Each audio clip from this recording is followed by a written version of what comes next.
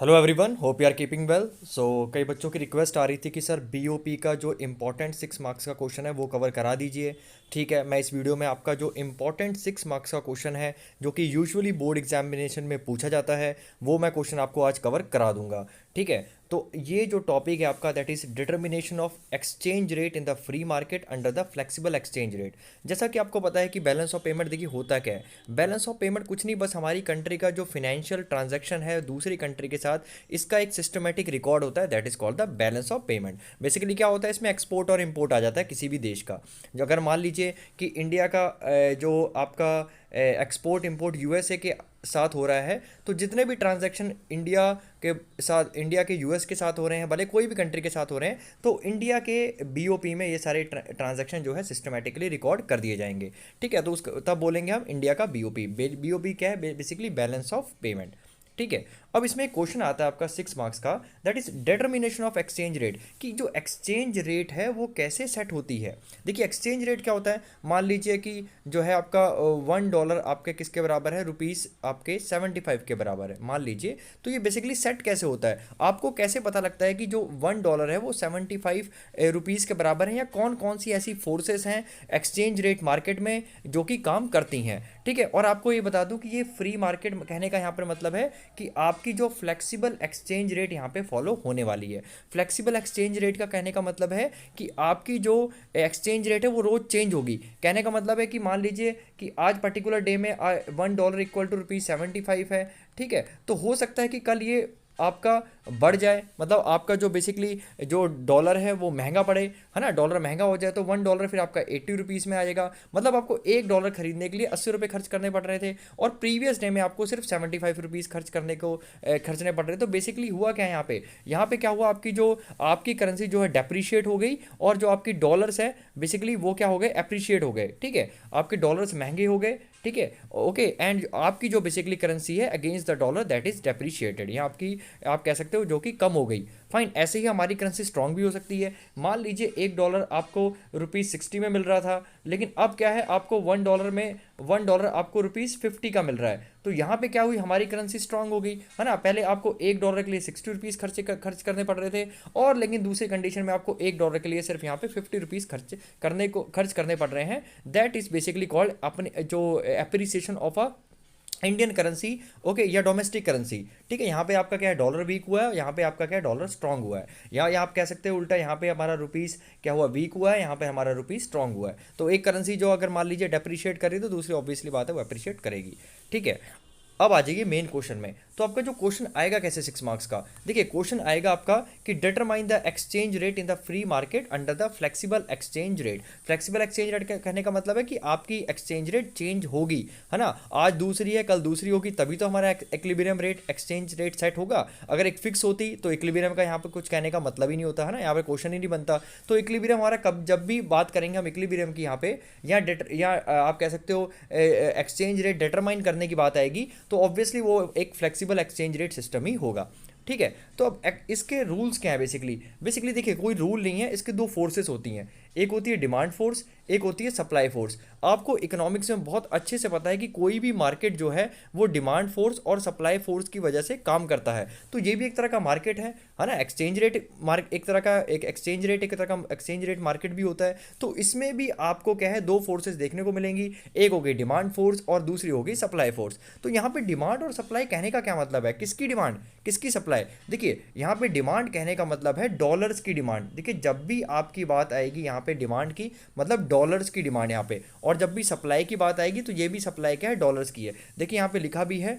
ठीक है, okay, under the flexible exchange rate the equilibrium rate of exchange is determined by the forces of demand and supply of foreign exchange। तो foreign exchange यहाँ पर कहने का मतलब क्या है, मोस्टली जो पूरे वर्ल्ड में फॉरेन एक्सचेंज कौन सा फेमस है, दैट इज डॉलर्स, है ना। यूएस डॉलर्स में ज़्यादातर सारे ट्रांजेक्शन्स होते हैं वर्ल्ड के। तो यहाँ पर फॉरेन एक्सचेंज है, कहने का मतलब है आप मान लीजिए जो भी फॉरेन करेंसी के साथ हम ट्रेड कर रहे हैं मोस्टली यूएस डॉलर्स। ठीक है, तो यहाँ पे पूरी जब बात होगी पूरी एक्सचेंज रेट की बेसिकली इस क्वेश्चन में, तो जब भी डिमांड और सप्लाई आएगा तो डिमांड और सप्लाई किसकी हो रही है, बेसिकली डॉलर्स की हो रही है। ये बात आपको ध्यान में रखना है। ठीक है, so in a model of two countries rate of exchange is determined by the demand for and supply of American dollars. मैंने ऑलरेडी बता दिया कि which is the only foreign currency which almost all the countries are using for the trading purpose. चलिए, तो जैसे कि मैंने बताया था आपको कि भैया जो आपका एक्सचेंज रेट है वो दो फोर्सेस पे डिपेंड करता है, एक तो डिमांड पे और एक आपकी सप्लाई के। ठीक है, तो बेसिकली हम सबसे पहले पढ़ लेते हैं यहाँ पे demand of foreign exchange. Basically आप डिमांड डॉलर्स की करोगे क्यों, क्यों आपको जरूरत पड़ेगी या क्यों बेसिकली कोई भी कंट्री डिमांड करती है डॉलर्स की। तो बहुत ही सिंपल आंसर है, जब किसी कंट्री को क्या करना पड़ता है, इंपोर्ट करना पड़ता है ना। मान लीजिए ये कंट्री इंडिया है, ठीक है, इंडिया को चाहिए यूएस से कुछ सामान, इंडिया को चाहिए मान लीजिए ऑस्ट्रेलिया से कोई सामान, इंडिया को चाहिए मान लीजिए सिंगापुर से कोई सामान। तो इंडिया क्या करेगी, इनको यूएस डॉलर्स में पे करेगी, तभी इंडिया को क्या है, इंडिया क्या करेगी, तभी इंडिया को जरूरत पड़ेगी। या दूसरे वर्ड्स में इकोनॉमिक्स में कह सकते हैं कि इंडिया में क्या आएगी, डिमांड आएगी किसकी, यूएस डॉलर की, या कह सकते हैं फॉरेन एक्सचेंज की।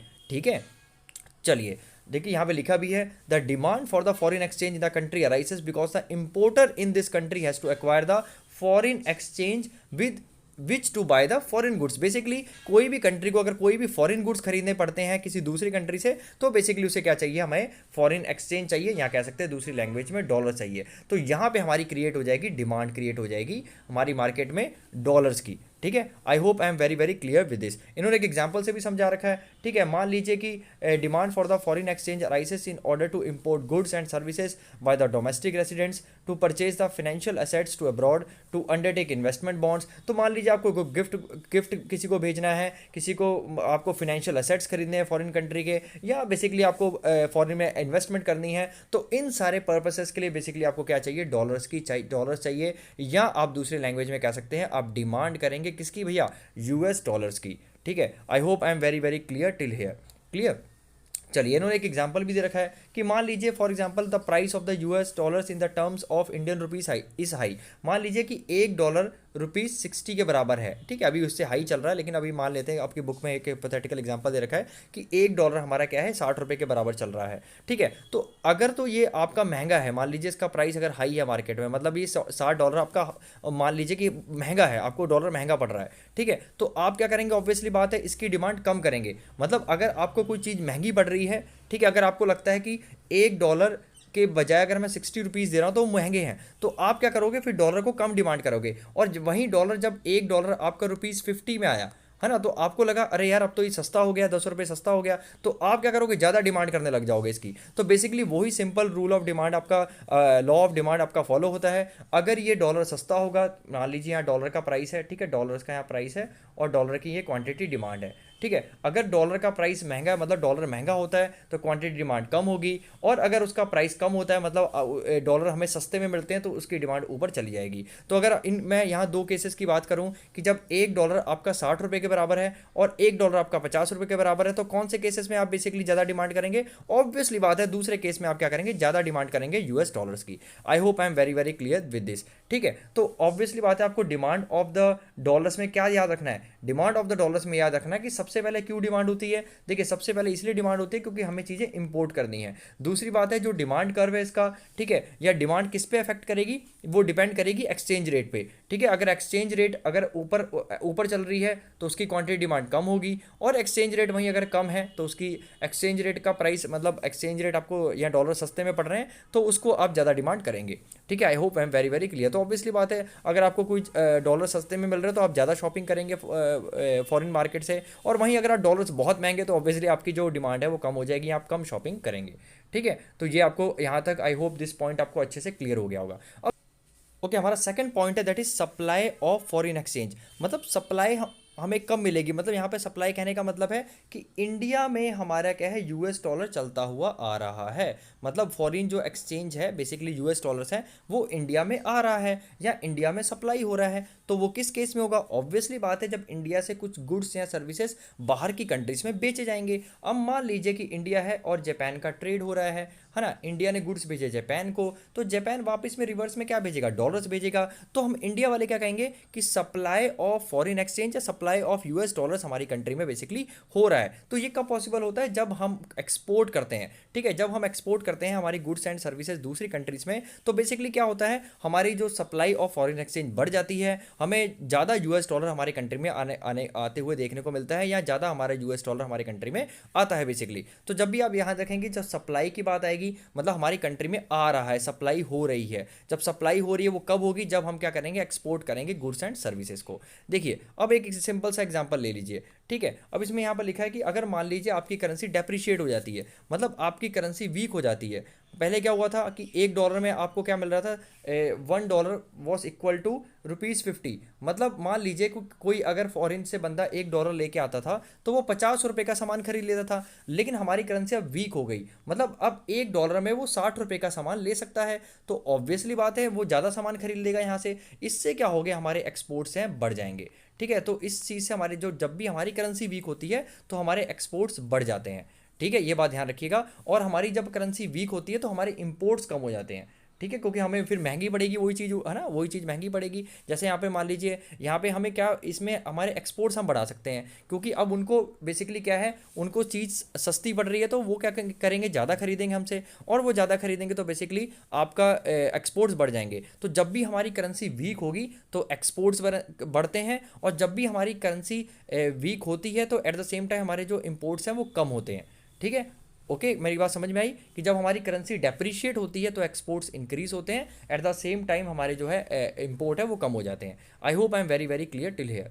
चलिए अब बात करते हैं हम एक डायग्राम की, ठीक है। तो सबसे पहले देखिए, अगर आपका एक क्वेश्चन आता है एक्सचेंज रेट या how the exchange rate is determined in the market basically, तो आपको क्या करना है, सबसे पहले तो डिमांड फॉर द डॉलर्स लिखना है, ठीक है। ये पॉइंट लिखना है कि क्यों होती है demand, due to the, simple सी बात है, due to the demand is created due to the imports when we are importing the goods and services from the other countries, basically we need the foreign exchange, ठीक है, so to buy that goods and services, so hence the demand for the basically foreign exchange is arise. और दूसरी बात है, दूसरा point लिखेंगे आप, supply, है ना। दूसरी बात है सप्लाई की, सप्लाई कब होती है, जब हम क्या करते हैं, दूसरी कंट्री में एक्सपोर्ट करते हैं, है ना। इस केस में क्या होगा, जब हम इंपोर्ट करेंगे तो डिमांड फॉर द डॉलर्स आ जाएगी, और जहाँ पे जब हम सप्लाई करेंगे, मतलब यहाँ कहने का मतलब है कि जब हम एक्सपोर्ट करेंगे तो हमारी क्या होगी, यहाँ पे सप्लाई होगी फॉरेन एक्सचेंज की या US डॉलर की। जहाँ पे जब मैं फॉरेन एक्सचेंज बोलता हूँ तो आपको ध्यान में रखना है that is the US dollars. अब बात आती है कि देखिए इक्विलिब्रियम कैसे सेट होता है। अब आपको पता है कि कोई भी डिमांड जो है वो क्या करती है, हमारी डाउनवर्ड स्लोपिंग होती है। देखिए यहाँ डिमांड का हमारा क्या, डाउनवर्ड स्लोपिंग है, और जब हमारा सप्लाई कर्व है वो अपवर्ड स्लोपिंग होता है, आपको बहुत अच्छे से पता है, ठीक है। यह कहने का क्या मतलब है, डाउनवर्ड स्लोपिंग का मतलब है कि मान लीजिए पहले रेट ऑफ एक्सचेंज, ये मान लीजिए कि यहाँ पे जो रेट ऑफ एक्सचेंज R2 था, ठीक है, तो इसकी जो डिमांड है वो इतनी हो रही थी। अब अगर आपके डॉलर सस्ते हो जाएंगे, देखिए डॉलर सस्ते R1 पे आ गए तो आपकी डिमांड बढ़ा देंगे, आप इसको ज़्यादा डिमांड करेंगे। तो यहाँ कहने का तभी आपका क्या है, डाउनवर्ड स्लोपिंग है। मतलब आपका जब डॉलर है, जो ये डॉलर का जो प्राइस है, अगर वो महंगा होगा तो डिमांड कम रहेगी उसकी, ठीक है। और बेसिकली अगर उसका प्राइस कम होगा तो उसकी डिमांड जो है वो ऊपर चली जाएगी। तो इसका जो हर समय जो कर्व है आपका इन्वर्स वेरिएशन का, वो क्या होता है, डाउनवर्ड स्लोपिंग होता है। अब वहीं बात करें हम सप्लाई की, ठीक है, वहीं बात करें हम सप्लाई की, सप्लाई क्या है, अपवर्ड स्लोपिंग होता है। मतलब पहले मान लीजिए ये रेट ऑफ एक्सचेंज चल रहा था तो इतनी डिमांड और इतनी आपकी सप्लाई हो रही थी, सॉरी इतनी सप्लाई हो रही थी। अब क्या हुआ, रेट ऑफ एक्सचेंज महंगा हो गया, मतलब डॉलर्स बेसिकली डॉलर्स क्या है, डॉलर्स के रेट बढ़ गए, तो इस डॉलर्स पे बढ़े हुए रेट पे हम ज़्यादा एक्सपोर्ट करने की कोशिश करेंगे, तो इसलिए उससे हमें क्या होगा, ज़्यादा सप्लाई होगी, ऑब्वियसली बात है डॉलर की, ठीक है। तो जो सप्लाई कर्व है वो हर समय ऊपर की तरफ जाती है, और डिमांड कर्व है वो हर समय नीचे की तरफ जाती है, जो कि आपको पता है rule of that is a law of supply and demand that follows in the same way in the exchange rate market also. अब देखिए यहाँ पर हुआ क्या, यहाँ पर क्या हुआ आपकी, देखिए ये है आपकी एक्स एक्सिस में demand and supply of the dollars, और हमारा ये क्या है, एक्सचेंज रेट। यहाँ एक्सचेंज रेट क्या है, मतलब ये डॉलर्स की बात हो रही है ना, इन टर्म्स ऑफ रुपीज़, है ना। कि मान लीजिए कि सबसे पहले क्या हुआ कि आपको पता है कि इक्विलिब्रियम रेट कैसे सेट होता है, जब डिमांड कर्व और सप्लाई कर्व जहाँ पे इंटरसेक्ट होते हैं, तो E0 पे यहाँ पे इंटरसेक्ट हो गया, तो ये हमारी क्या है, इक्विलिब्रियम हो गया। मतलब जितना हम डिमांड करना चाह रहे हैं उतनी ही सप्लाई हो रही है बेसिकली मार्केट में, मतलब जितना हमें चाहिए उतना हमें क्या हो रहा है, बेसिकली हमें डॉलर्स मिल जा रहे हैं, और तभी यहाँ पे क्या है, बेसिकली आपकी जो इक्विलिब्रियम रेट है और क्वांटिटी यहाँ पे सेट हो गई है। अब देखिए हुआ क्या, अब कुछ इंटरेस्टिंग चीज़ हुई मार्केट में कि मान लीजिए कोई रीजन की वजह से जो एक्सचेंज रेट महंगा हो गया, है ना, डॉलर्स महंगे हो गए। देखिए ऊपर चला गया, ऊपर जाने का मतलब है यहाँ पे डॉलर महंगे हो गए, कि मान लीजिए पहले इस कंडीशन में $1 जो आपको ₹50 का पड़ रहा था, है ना। अब ये R2 कहने का मतलब है, ये R1 था, R2 कहने का मतलब है अब $1 आपको कितने पे करने पड़ेंगे, आपको अब आप ₹70 पे करने पड़ेंगे, ₹20 महंगा हो गया, तो जो है एक्सचेंज रेट आपकी ऊपर चली गई। अब जब एक्सचेंज रेट ऊपर चलेगी तो इस कंडीशन में, अब देखिए इस कंडीशन में क्या ट्रेड पॉसिबल होगा, होगा, लेकिन प्रॉब्लम क्या आएगी, यहाँ डिमांड तो लोग कम करेंगे और जो सप्लाई होगी यहाँ पर एक्सपोर्टर चाहेंगे हम ज़्यादा से ज़्यादा सप्लाई कर दें, क्योंकि डॉलर अभी उनको हाई हाई प्राइस मिलेगा तो ज़्यादा कमाई होगी। लेकिन यहाँ के जो इम्पोर्ट हैं वो बहुत कम हो जाएंगे, क्योंकि डिमांड ऑब्वियसली बात है, देखो डिमांड यहाँ आएगी, अगर नीचे आप देखेंगे इंटरसेक्ट से लाइन ज्वाइन करते हैं तो ये हमारी डिमांड रहेगी, यहाँ सप्लाई रहेगी, तो यहाँ पर गैप देखने को मिलेगा, यहाँ पर इक्विलिब्रियम नहीं होगा। तो इक्विलिब्रियम कैसे सेट होगा, इस रेट पे क्या होगा कि आपकी सप्लाई तो ज़्यादा रहने के चांसेस है लेकिन डिमांड कम होगी। ठीक है, अब कोई भी चीज़ ऑब्वियसली बात है, डिमांड कम होगी उसकी, तो धीरे धीरे क्या होगा, एक ऐसी स्थिति आएगी, इसे अपने आप ही रेट ऑफ एक्सचेंज नीचे चली जाएगी, क्योंकि कोई खरीदेगा ही नहीं, है ना। जब कोई डिमांड ही नहीं करेगा मार्केट में तो ऑब्वियसली बात है उसका रेट कम होगा। अच्छा, रेट कब तक कम होगा, रेट तब तक कम होगा जब तक ये वापस R0 पे नहीं चले जाएगा और आपका रेट ऑफ एक्सचेंज E0 यहाँ पे सेट नहीं हो जाता। ठीक है, आई hope I am very very clear with this point. Okay, फिर से बता रहा हूँ कि मान लीजिए इक्विलिब्रियम रेट ऑफ एक्सचेंज था, मतलब जहाँ पे जितनी डिमांड थी उतनी वो सप्लाई के बराबर थी, मतलब जितना लोग डिमांड कर रहे थे उतनी सप्लाई हो जा रही थी। अब हुआ क्या, कोई रीजंस की वजह से क्या हुआ, आपकी जो रेट ऑफ एक्सचेंज है महंगी हो गई, मतलब डॉलर महंगे होंगे। अब इस कंडीशन में देखिए, ये तो आपकी डिमांड रहेगी, सप्लाई रहेगी, यहाँ पे प्रॉब्लम रहेगी, गैप रहेगा। ठीक है, कायदे से गैप नहीं होना चाहिए, इंटर बराबर होने चाहिए आपके। ठीक है, अब बराबर होने का एक ही रीज़न हो सकता है, देखिए ऊपर तो जाएगा नहीं, नीचे ही बराबर होंगे, तो ऑब्वियसली बात है कि ऑब्वियसली बात है, देखिए कोई भी जब चीज़ें बहुत ज़्यादा महंगी हो जाती हैं तो उसकी डिमांड फॉल हो जाती है, तो डिमांड फॉल हो जाती है तो ऑब्वियसली बात है जो डिमांड फोर्स है वो क्या करेगी, अपनी जो है नीचे पुल करेगी उसे, है ना, प्राइस को नीचे पुल करेगी और यहाँ पे वापस हम R2 से R0 में आ जाएंगे। ठीक है, अब मान लीजिए दूसरी कंडीशन की जब हमारी रेट ऑफ एक्सचेंज सस्ती हो जाती है। रेट ऑफ एक्सचेंज सस्ती होने का मतलब है जब $1 मान लीजिए पहले कितना था, 60 का था, अब $1 आपका कितना हो गया, 50 का हो गया। यहाँ पे क्या हुआ, हमारी जो है डॉलर हमें सस्ते मिल रहे हैं, अब डॉलर सस्ता पड़ रहा है तो डॉलर नीचे चला गया, देखो R1 पे हो गया। अब यहाँ पे क्या होगा, डिमांड हम बहुत करने लग जाएंगे मार्केट में, है ना। ऑब्वियसली मैंने आपको बताया था कि क्या होगा, जब एक्सचेंज रेट सस्ती हो जाएगी तो आप बहुत खरीदेंगे, है ना, डिमांड बढ़ा देंगे। और यहाँ पे क्या होगा बेसिकली, जब आपका सप्लाई कम हो जाएगी, यहाँ पे जो एक्सपोर्टर्स हैं वो कम सप्लाई करने की कोशिश करेंगे, क्योंकि उन्हें चीज़ क्या लगेगा, प्राइस नहीं मिल रहा हमें, है ना। तो मेरी बात समझ में आ रही होगी आपको। ठीक है, so this is the point.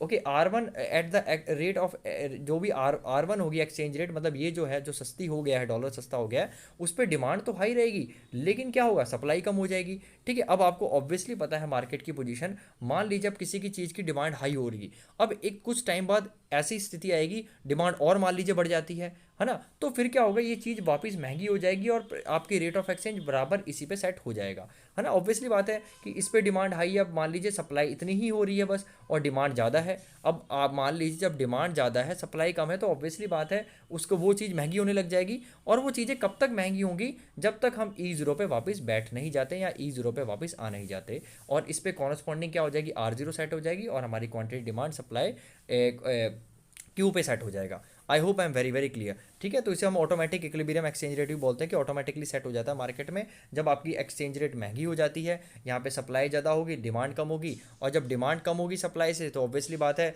आपकी जो है प्राइस अपने आप नीचे नीचे धीरे धीरे फॉल होने लग जाएगा। ठीक है, जब फॉल होगा तो किस पे आके सेट हो जाएगा, E0 पे सेट हो जाएगा। ऐसे ही मान लीजिए जब आपके डॉलर सस्ता हो जाता है ना, जब डॉलर सस्ता होगा तो यहाँ पे डिमांड तो ज़्यादा होगी, सप्लाई कम होगी। अब जब डिमांड ज़्यादा है सप्लाई कम है तो ऑब्वियसली बात है वो चीज़ आपको क्या है, फिर महंगी पड़ धीरे धीरे कुछ टाइम आएगा आपको चीज़ वो, फिर वो अपने आप ही उसका प्राइस बढ़ जाएगा, है ना, क्योंकि डिमांड ज़्यादा है सप्लाई कम हो रही है, तो ऑब्वियसली बात है वो चीज़ कम हो जाएगी और उसका प्राइस वापस बढ़ जाएगा। कब तक बढ़ेगा, जब तक हम E0 पे सेट नहीं हो जाते। आई hope I am very very clear. तो इसके नीचे अगर आप पढ़ेंगे ना, ये पूरा यही बकवास लिखी है, मैं नॉट सॉरी बकवास नहीं, मतलब कहने का मतलब है कि मेरा मतलब ये यही सेम चीज़ पूरी लिखी है जो मैंने समझा दी है। तो अपने वर्ड्स में आपको लिखना है, इस डायग्राम बनाने के बाद बेसिकली आपको 3 पॉइंट्स डिस्कस करने हैं। एक लिखना एट R0, है ना, एट R0 जहाँ पे क्या है हमारी डिमांड और सप्लाई बराबर हो जा रही है। ठीक है, और दूसरी है आपकी एट R1। ठीक है, यहाँ पर क्या है, देखिए R1 पे क्या हो रहा है आपकी, क्या है कि डॉलर सस्ते हो रहे हैं, है ना, डॉलर सस्ते होंगे तो ऑब्वियसली बात है उसकी डिमांड ज़्यादा हो जाएगी, डिमांड ज़्यादा होगी तो धीरे धीरे वो फिर से महंगा हो जाएगा और वापस आके R0 पे आ जाएगा और इस पर हमारा इक्विलिब्रियम रेट एक्सचेंज सेट हो जाएगा। ठीक है, तो यहाँ पर हमारी क्या होगी, ऑब्वियसली बात है डिमांड ज़्यादा होगी, देखिए इस पर डिमांड ज़्यादा है सप्लाई कम है। और तीसरा पॉइंट हमारा जो सबसे ऊपर वाला दैट R2। ठीक है, R2 पे क्या है, हमारी सप्लाई ज़्यादा है डिमांड से। जब सप्लाई ज़्यादा होगी मतलब मार्केट में डॉलर्स ही डॉलर्स हो गया, है ना, जब सब डॉलर हो गया तो उसकी वैल्यू घर की मुर्गी दाल बराबर, है ना, तो उससे क्या होगा, वापस हमारा क्या होगा, प्राइस नीचे सेट हो जाएगा और हम E0 पे आ जाएंगे। ठीक है, तो बेसिकली इस करने के बाद आपको 3 ये चीज़ें लिखनी है, वो अपने अपने आप लिख सकते हैं, और बेसिकली ये डायग्राम पेंसिल से बनाइएगा और ये जरूर लिख दीजिएगा। ठीक है, चलिए ओके। अब दूसरी एक कंडीशन ये आती है, अब इसमें 2 डायग्राम है, तो एक्सचेंज रेट में हमारे बेसिकली दो कंडीशंस होती हैं। एक तो बेसिकली क्या है, जब हमारी क्या क्या करती है, हमारी डिमांड सप्लाई तो वही रहती है, हमारी जो एक्सचेंज रेट ऊपर नीचे होती है। अब इसमें क्या होगा, हमारी चेंज होगी इक्विलिब्रियम एक्सचेंज रेट। कहने का मतलब है, देखिए यहाँ पे पहले इस फर्स्ट एग्जांपल में देखिए, यहाँ पे क्या हो रहा था, हमारा एक ही इक्विलिब्रियम रेट थी, है ना, E0 पे हम सेट हो जा रहे थे वापस आगे। लेकिन इस केस में क्या है आपका, इस केस में उल्टा है। इस केस में क्या है, आपकी न्यू इक्विलिब्रियम एक्सचेंज रेट मिलेगी। अच्छा, ये तब तब होता है जब आपकी बेसिकली डिमांड और सप्लाई जो कर्व है वो क्या करता है, शिफ्ट कर देता है। अब मैं आपको एक एग्जांपल से समझाता हूँ, ठीक है, आप बहुत ध्यान से समझिएगा, इसे टेंशन मत लीजिएगा। देखिए मैं बताता हूँ, मान लीजिए आपका इनिशियल ये डी है और ये इनिशियल आपका सप्लाई कर्व है। देखिए इनिशियल आपका डी है और ये आपका इनिशियल सप्लाई कर्व है, और यहाँ पे E0 अपना सेट हो रखा है ना। ये हमारी जो है डिफ़ॉल्ट कंडीशन है ना, ये डिफ़ॉल्ट हमारी जो R0 सेट हो रखा है, और ये हमारी बेसिकली डिमांड एंड सप्लाई है आपकी डॉलर्स की। ठीक है, देखिए यहाँ पे लिखा है अमाउंट ऑफ डॉलर्स, तो यहाँ पे अमाउंट ऑफ डॉलर्स आप लिख लीजिएगा। अब हुआ क्या, मान लीजिए कोई रीजंस की वजह से इसी रेट पे, मतलब रेट यही है, मतलब इसी रेट पे मान लीजिए $1 आपका क्या चल रहा है, 50 रुपये चल रहा है ना। ये एक सेट हो रखी है एक्सचेंज रेट। अब इस पे क्या हुआ, लोगों ने एकदम ही डिमांड बढ़ा दी, कोई रीजंस की वजह से एकदम डिमांड बढ़ा दी, और डिमांड क्या हो गया, शिफ्ट हो गई, ऊपर चली गई। अब भैया यहाँ पे क्या हो रहा था कि यहाँ पे तो हम इक्विलिब्रियम पॉइंट इंजॉय कर रहे थे, लेकिन इसी पॉइंट, इसी एक्सचेंज रेट पे क्या हुआ, हमने डिमांड को बढ़ा दी। अब जब डिमांड बढ़ा दोगे, सप्लाई उतनी की उतनी रहेगी, सप्लाई वही है, ठीक है, डिमांड आपने इंक्रीज कर दी, तो ऑब्वियसली बात है आपका जो रेट ऑफ एक्सचेंज है वो ऊपर सेट हो जाएगा। वो किस पे चले जाएगा, आपका R1 पे चला जाएगा। ठीक है, मेरी बात समझ में आ गई। देखिए तभी आपका न्यू एक्सचेंज रेट यहाँ पे सेट हो गया। ठीक है, तो यहाँ पे आपका क्या है, न्यू एक्सचेंज रेट यहाँ पे आपका सेट हो गया। मैं फिर से बता रहा हूँ कि ये मान लीजिए इनिशियल आपका डिमांड कर्व था, ये आपने इनिशियली सप्लाई कर्व था। ठीक है, अब हुआ क्या, अब हुआ क्या देखिए, तो बेसिकली मैं फिर से बता दूं आपको कि मान लीजिए कि है ना, ये आपकी इनिशियल डिमांड कर्व था, ये आपका इनिशियल सप्लाई कर्व थी, यहाँ पे आप आराम से सब कुछ सही चल रहा था, हमारा इक्विलिब्रियम भी सेट था, ये R0 भी चल रही थी, है ना, इस पर क्वांटिटी डिमांड इतनी क्वांटिटी कर रहे थे हम। लेकिन क्या हुआ, सडनली क्या हुआ, डॉलर्स ऊपर चले गए। देखिए डिमांड जो है, मतलब सॉरी, डिमांड ऊपर, हमने डिमांड बढ़ा दी डॉलर्स की, इसी एक्सचेंज रेट पर हमने क्या है, ज़्यादा ज़्यादा खरीदना शुरू कर दिया कोई रीजन्स की वजह से। तो ऑब्वियसली बात है भैया, जब ज़्यादा खरीदोगे तो हमारा रेट ऑफ एक्सचेंज ऊपर चला जाएगा, और वो चीज़ महंगी हो जाएगी, डॉलर महंगी हो जाएगी। क्यों, क्योंकि उसकी डिमांड बढ़ गई है, मतलब बेसिकली हम ज़्यादा डिमांड कर रहे हैं उसकी। ठीक है, इसलिए हमारी जो रेट ऑफ एक्सचेंज है, और यहाँ पे हमारा जो नया पॉइंट है, देखिए यहाँ पे देख भी पा रहे हैं, E1 सेट हो जाएगा। अब ऐसा भी हो सकता है कि मतलब ज़रूरी थोड़ी कि हम डिमांड बढ़ाएं, ठीक है, ऐसा भी हो सकता है कि हम कम भी कर दें। अब मान लीजिए ये डिमांड है, ये आपका सप्लाई है, यहाँ पे सब कुछ बढ़िया चल रहा था, ये हमारा इक्विलिब्रियम पॉइंट था। ठीक है, ये हमारा R0 यहाँ पे सेट हो रखी थी, और इतनी डिमांड चल रही थी। अब हुआ क्या, हमने क्या किया, डिमांड हमने क्या सोचा, नहीं नहीं हमारी कंट्री ने, अब हम डिमांड कम करेंगे, तो हमने डिमांड कम कर दी, हम नीचे आ गए। तो ऑब्वियसली बात है, हम ये सप्लाई का है, और जहाँ पे दोनों इंटरसेक्ट करते हैं, पहले यहाँ इंटरसेक्ट कर रहे थे, तो ये हमारा E0 था। अब ये हमारा क्या बन जाएगा, E1 पॉइंट बन जाएगा। यहाँ पे शो नहीं कर रखा, बेसिकली इन दोनों इन केसेस में दोनों ने इन्हें बढ़ा के बता रखा है। यहाँ पे सप्लाई, यहाँ पे डिमांड भी बढ़ाई है, यहाँ पे सप्लाई भी बढ़ाई है। ठीक है, मैंने आपको लेकिन बता दिया कि मान लीजिए कि इक्विलिब्रियम पॉइंट से अगर आपकी डिमांड कम होती है, तो उसका नया इक्विलिब्रियम पॉइंट आपका नीचे सेट हो जाएगा, और यहाँ R1 सेट हो जाएगा। ठीक है, अब मान लीजिए जो अकॉर्डिंग टू दिस डायग्राम पढ़ लेते हैं कि जब आपकी सप्लाई बढ़ जाएगी, है ना, मान लीजिए हम सब बढ़िया चल रहा था, यहाँ पे डिमांड हो रही थी, ये इनिशियल पॉइंट था, ये आपकी इनिशियल सप्लाई था, यहाँ पे क्या हो रही थी, बेसिकली आपकी नया R0 यहाँ पे सेट हो रखा है, मतलब इनिशियल आपका जो सेट हो रखा है, और यहाँ आपका इक्विलिब्रियम आप एंजॉय कर रहे हो, ये इसकी डिमांड है और सप्लाई चल रही है, डिमांड और सप्लाई है, बेसिकली क्वांटिटी इसकी बता रहा है। ठीक है, अब आपकी सप्लाई बढ़ गई, आपने क्या कर दी, सप्लाई बढ़ दी, मतलब डॉलर से डॉलर हो गया, हमारा इंडिया में डॉलर आने लग गया बहुत ज़्यादा। अब जब इंडिया में डॉलर आएगा, तो ऑब्वियसली बात है ये राइट की तरफ शिफ्ट हो जाएगा, है ना, राइट की तरफ शिफ्ट हो जाएगा, मतलब सप्लाई यहीं बढ़ जाए, आगे को भी बढ़ती है, राइट। अब जब या अगर आप यहाँ डिमांड कर पे देख रहे हो, तो इसकी ऑब्वियसली बात है, इसकी जो रेट ऑफ एक्सचेंज कम हो जाएगी, है ना, सिंपल सी बात है। देखिए सिंपल सी बात है कि फिर से बता रहा हूँ मैं आपको कि मान लीजिए इनिशियल पॉइंट था ये डिमांड का, ये आपका सप्लाई का है। यहाँ पे क्या होती, इनिशियल आपकी एक R0 rate of exchange set थी, और ये इस जीरो पे हमारा ये पॉइंट हमारा इक्विलिब्रियम था, और ये पॉइंट पे हमारी इतनी हमारी डिमांड हो रही थी। ये हमारा ओरिजिन है, ये एक्स एक्सिस है, ये वाई एक्सिस है। अब सप्लाई बढ़ा दी, मतलब बाहर से डॉलर्स बहुत सारे आने लग गए, तो सप्लाई बढ़ गई। तो ऑब्वियसली बात है, जब डॉलर ही डॉलर हो गया मार्केट में, तो वो क्या कर देगा, डॉलर को सस्ता कर देगा, तो हमारी जो रेट है R1 सेट हो जाएगी। तो अकॉर्डिंग टू दिस डायग्राम, देखिए अकॉर्डिंग टू दिस डायग्राम, इनमें क्या कर रखा है उन्होंने, इनिशियल जो E0 से एक बार डिमांड को बढ़ा के दिखा रखा है, तो हमारा यहाँ हो जाएगा, और इनिशियल से जब हमारे सप्लाई को बढ़ा दोगे, तो हमारा यहाँ सेट हो जाएगा, और इसके कॉरस्पॉन्डिंग ये R2 आ जाएगी। I hope I am very very clear according to this diagram. तो ऐसा डायग्राम आपको ड्रॉ करना पड़ेगा, और आपको इसमें 3 पॉइंट्स लिखने हैं, फिर से 3 पॉइंट्स लिखने हैं, एट R0, ठीक है। एट R0 क्या है हमारा, बेसिकली डिमांड और सप्लाई के बराबर चल रहा है। लेकिन अब एट R1 क्या हुआ है ना, एट R1 क्या हुआ कि आपकी जो E0 से हमारा E1 पहुंच गए हम, E0 से एक तो चेंज आया, E1 पहुंचे हम, है ना। इस पॉइंट पे क्या है, R1 पे क्या है, एक तो हमारे जो equilibrium rate of exchange change हुआ, क्यों, क्योंकि हमने क्या है डिमांड को जो कर्व है वो बढ़ा दिया, या इसी रेट ऑफ एक्सचेंज पे हमने क्या किया, डिमांड को बढ़ा दिया। और जब डिमांड बढ़ा दी तो हमारे जब इस पॉइंट पे हमारा सप्लाई से इंटरसेक्ट हुआ तो हमारी नई एक्सचेंज रेट हो गई सेट। ठीक है, ये तो पॉइंट हो गया पहला। पहला पॉइंट तो सॉरी आपको ये लिखना है कि एट R0, दूसरा पॉइंट आपको लिखना है एट R1, तीसरा पॉइंट आपको लिखना है एट R2। मतलब ये एट R2 पे क्या हुआ कि इनिशियली ये सेट था, सब कुछ सही चल रहा था यहाँ पे, है ना, यहाँ पे सब बढ़िया चल रहा था। आपने इस पॉइंट से आपने सप्लाई बढ़ा दी, आप आ गए S से आ गए S1। तो ऑब्वियसली बात है, अब ये देखिए, अब ये देखिए ये जो डिमांड कर्व है, अब ये डिमांड, ये इनिशियल, आपको इनिशियल डिमांड कर्व देखना है। ठीक है, इनिशियल डिमांड कर्व देखिए, इनिशियल डिमांड कर्व पे जो नया सप्लाई कर्व है वो यहाँ इंटरसेक्ट हो रहा है, तो आपका क्या हो जाएगा, नया R2 पॉइंट यहाँ पे सेट हो जाएगा। ठीक है, आई hope I am very very clear this with this. तो बेसिकली इन दोनों डायग्राम में आपको लिखना है कैसे है। सबसे पहले अगर आपका 6 मार्क्स आएगा कि भैया डेटरमाइन बताओ कि कैसे एक्सचेंज रेट सेट होती है, तो इसमें आपको दो डायग्राम कवर करने हैं। एक तो ये वाला डायग्राम जिसमें आपकी डिमांड और सप्लाई यहाँ पे वो रहेगी, सेम रहेगी, मतलब आपका डिमांड सप्लाई कर्व एक ही होगा। और दूसरे में आपका क्या है, बेसिकली ये आपका जो डिमांड है, जो ये जो सप्लाई कर्व है, एक बार क्या होगा आपका ऊपर, ये डिमांड ऊपर चला जाएगा और एक बार सप्लाई आपकी बढ़ जाएगी, है ना। ये बेसिकली ये डायग्राम की बात कर रहे हैं हम। तो आपको ये दोनों डायग्राम बताने हैं और दोनों डायग्राम में तीन ही तीन पॉइंट एक्सप्लेन करने हैं। इसमें क्या पॉइंट एक्सप्लेन करने हैं, यही एट R0, ठीक है, एट R1, एट R2। ठीक है, मेरी बात समझ में आई। और उसी सेम चीज़ इसमें भी आपको बतानी है। ठीक है, इसमें क्या करना है, एट R0, ऐसे एट R1, एट R2। अब जो जो चीज़ें हुई होंगी आप लिखना है at R0, here the demand and supply was equal at E0, so the E0 was equilibrium point and Q1 was the amount of demand, amount of dollars demanded and supplied in the economy. अब हुआ क्या कि when at this particular point, हम इस point से जब हम क्या करेंगे, ऊपर डिमांड करेंगे, है ना, डॉलर्स की, तो ऑब्वियसली बात है वो चीज़ महंगी हो जाएगी। और जहाँ पे वो इनिशियल सप्लाई को इंटरसेक्ट करेगा E1 पे, वहाँ पे रेट ऑफ एक्सचेंज नई सेट हो जाएगी उसके कॉरस्पॉन्डिंगली, और इसकी जो डिमांड, जो नई आपकी जो क्वांटिटी डिमांड और सप्लाई है वो Q2 पे सेट हो जाएगी।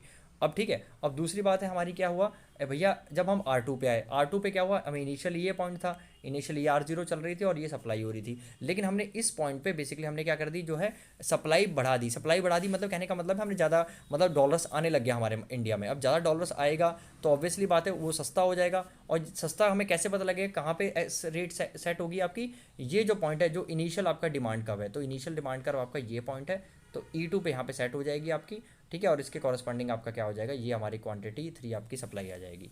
ठीक है, so I hope I am very very clear with this point. आपको चीज़ें समझ में आ गई होंगी। तो आपको बेसिकली दोनों डायग्राम में तीन चीज़ें, तीनों एक्सचेंज रेट को एक्सप्लेन करना है, अब जिसे आप अपने मन से भी लिख सकते हैं।